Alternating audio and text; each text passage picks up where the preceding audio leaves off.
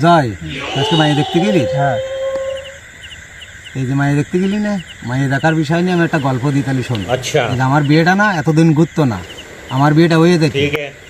কারণ আমি মনে কর একটা মেয়ের সাথে আমি রিলেশনে আছি, এই মতো অবস্থায় আমি আমার বাড়িতে মেয়ে দেখেছে, আমার বিয়ে দেবে। তাই বিয়ে যখন দেবে আমারে মনে কর যে বাড়িতে মেয়ে দেখেছে, কারণ আমার যে প্রেম আছে তারপরে বাড়ি আমি কইনি।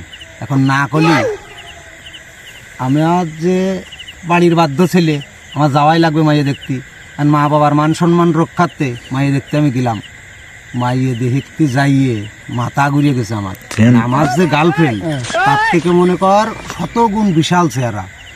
ওই মাইয়ে তো আসলে ছাড়িয়ে দেওয়া যায় না, মনে কর কঠিন ব্যাপার। সে মানে আমার গার্লফ্রেন্ড কি মানে আকাশ জমিন পার্থক্য। আমি যার সাথে প্রেম করি সে দেখতে যত সুন্দর তার থেকে 100 গুণ সুন্দর এই মাইয়ে।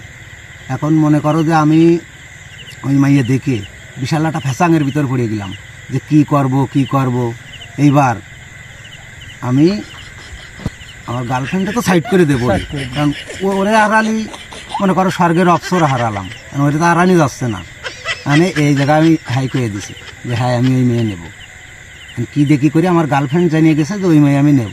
মানে মেয়ের সাথে যোগাযোগ করেছে, দুইজন 60 মিল করিয়ে এও আমারে পরে কয়েছে হবে না, এও আমারে পরে কয়েছে হবে না। খুবতে পড়ি আমি সিঙ্গেল, এখনও সেই সিঙ্গেল। আর এখন তো সে তো অনেক আগের কথা।